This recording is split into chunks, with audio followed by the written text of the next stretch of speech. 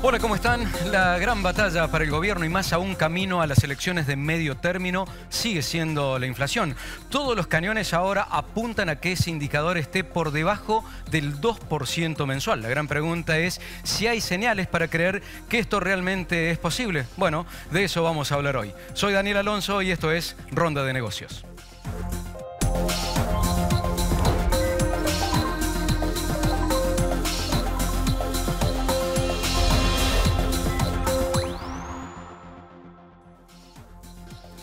Hola Osvaldo, hola Francisco, muchísimas gracias por acompañarnos en la ronda de hoy. A ver Osvaldo, ¿hay señales, ves vos señales para pensar que la inflación puede perforar el piso hoy de 2%, empezar a hablar del 1% mensual?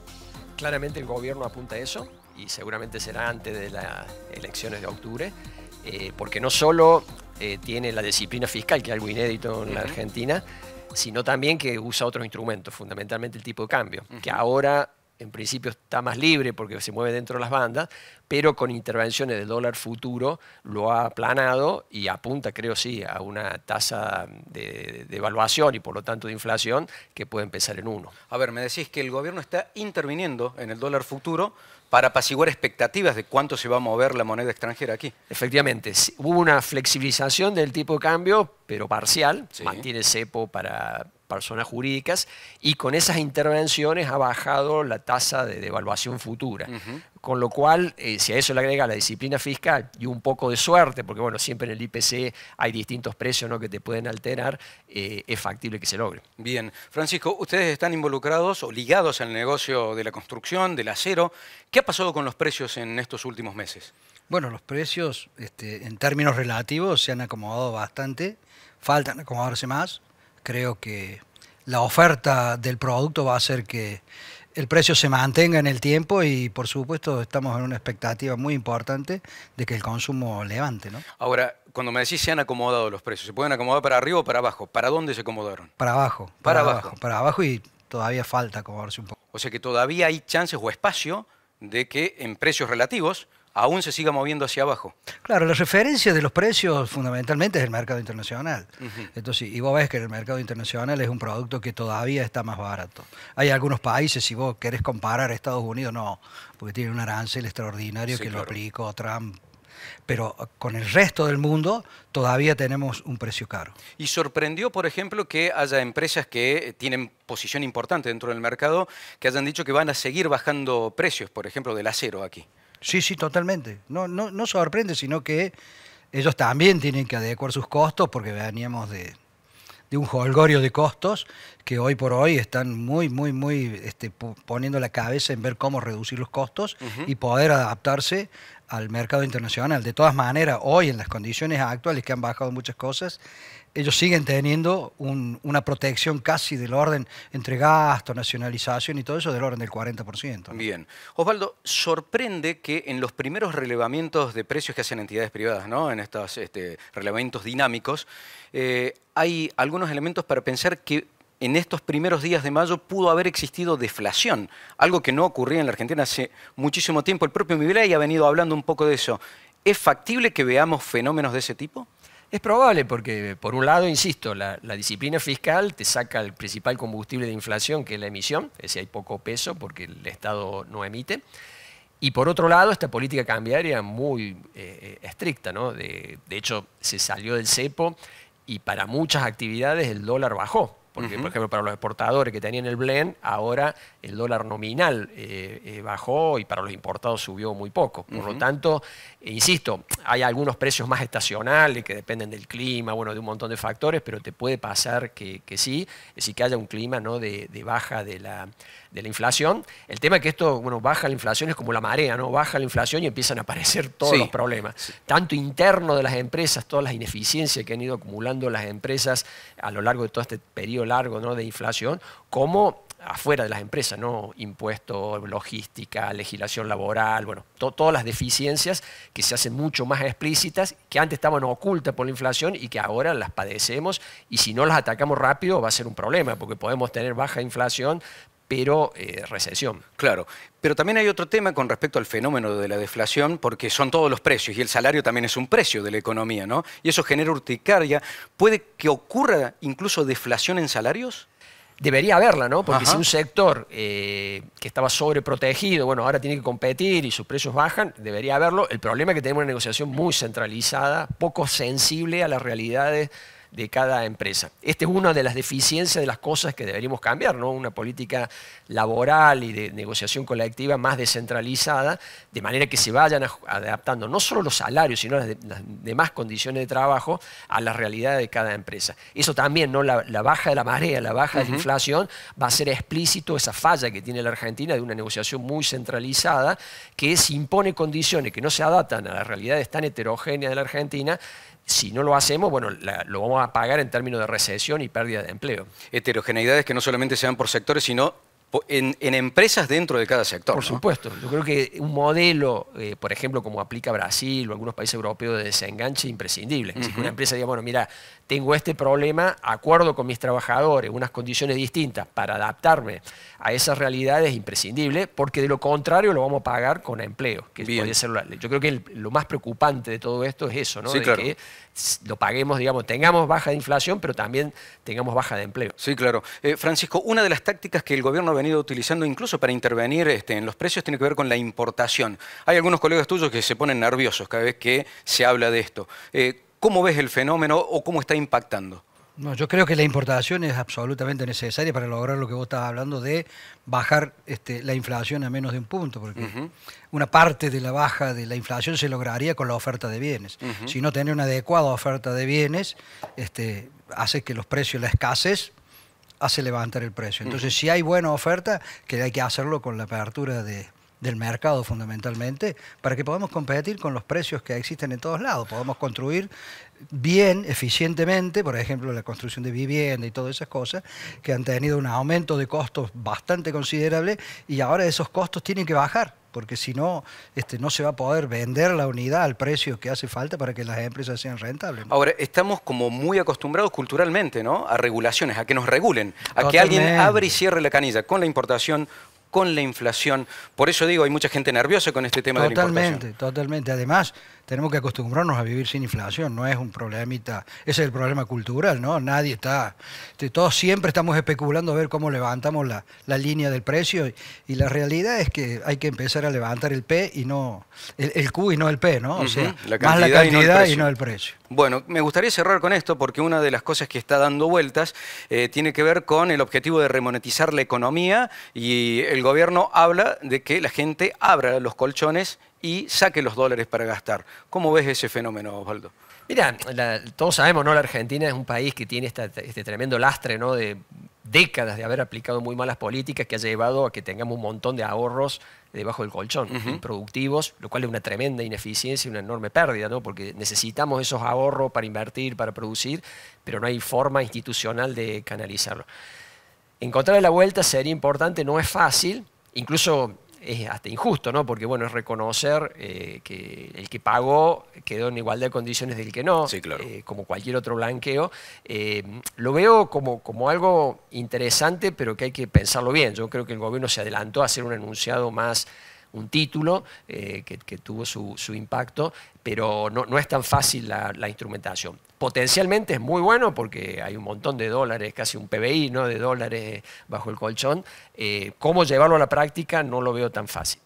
Y en el caso de ustedes, porque este tipo de operaciones en general impacta en sectores como por ejemplo la construcción. ¿Cómo lo observan? Claro. Eso teóricamente se tendría que volcar muchos ladrillos, ¿no? La gente, todas las empresas constructoras están a las expectativas de eso, porque evidentemente la gente, ¿en qué va a invertir? Porque ya hoy aparentemente el panorama en los próximos 2 años, el dólar va a estar quietito, entonces la gente, si lo puede hacer rendir, lo va a meter en ladrillo. Y el ladrillo en Córdoba sabemos que es el metro cuadrado más barato del país. En Rosario vale un 50% más y en Buenos Aires ni te cuento. O sea que acá hoy invertir en ladrillos es una inversión muy rentable, ¿no? Queda claro. Francisco, Osvaldo, muchísimas gracias por acompañarnos. Por cerramos aquí la ronda, abrimos ahora la mirada.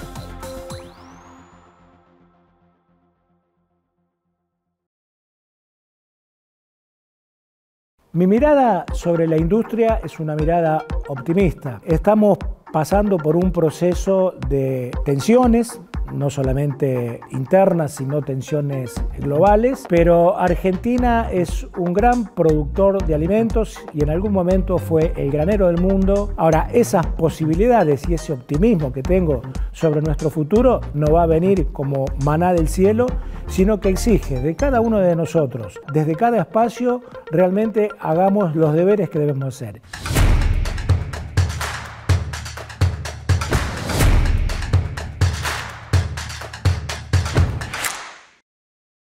Soy Hércules Felipa, presidente de la cooperativa láctea Manfrey. Formo parte de distintas entidades gremiales empresarias y soy fundamentalmente un militante de la producción.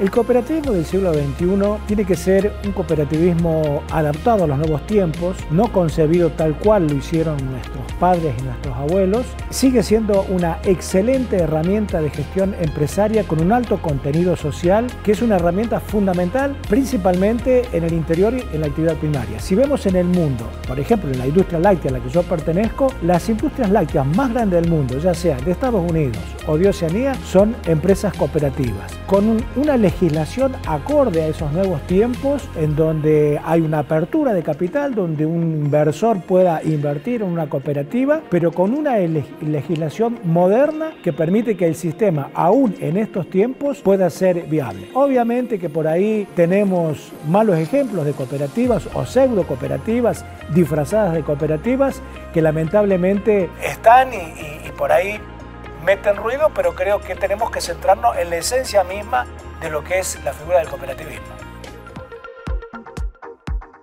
Innovación es un proceso que se da en cualquier organización y que no siempre ese proceso tiene que ver con productos nuevos y con productos distintos. El concepto de innovación tiene que ver con llegar al mismo objetivo a través de distintos caminos y que obviamente ese camino pueda ser de manera más exitosa, más económica y que se pueda llegar al consumidor con un producto de mejor calidad y más accesible. Podemos hablar de un producto innovador que a lo mejor un yogur o una leche con un determinado ingrediente pueda servir para determinadas cuestiones en el organismo, pero que también eso no lo puede hacer cualquier compañía, tiene que ser una compañía que después pueda imponer en el mercado ese producto mediante una buena campaña publicitaria, o también puede ser lo que nosotros llamamos una especie de mejora en el proceso que permita innovar en el proceso de elaboración de ese producto como para hacerlo más competitivo y más eficiente.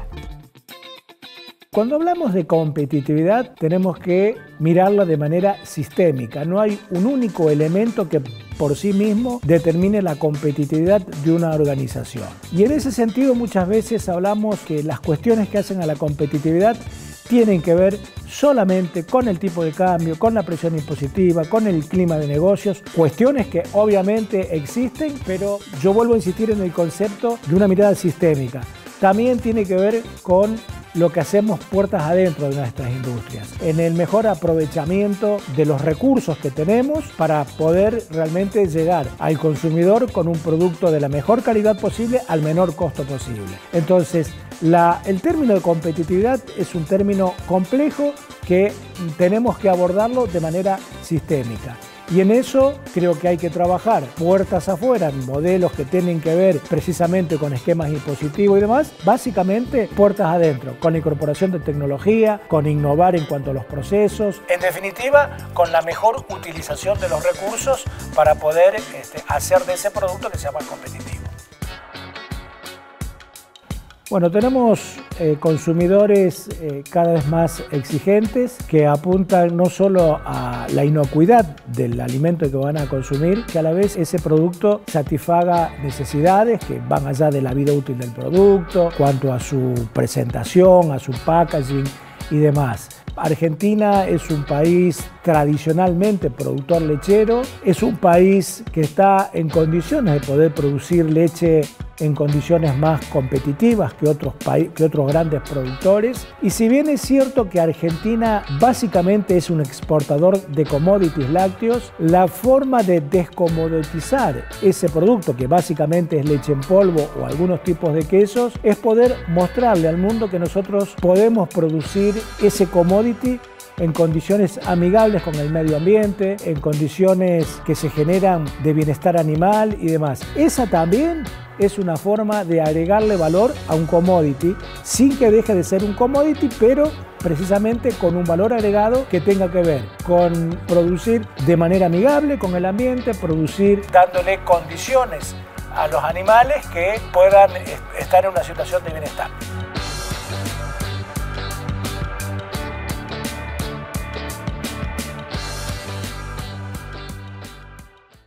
Housing puede ser, o un condominio de esos nuevos, cerca de todo, pero tranquilo y con una buena inmobiliaria. Asador para la que puede hacer con gimnasio. Que tenga pileta. Eso no lo negocio. Buscar es un mundo. Encontrar es fácil. En Clasificados La Voz, conectad con miles de propiedades, las inmobiliarias más importantes y toda la información del sector. Clasificados, más de 120 años ayudándote a encontrar.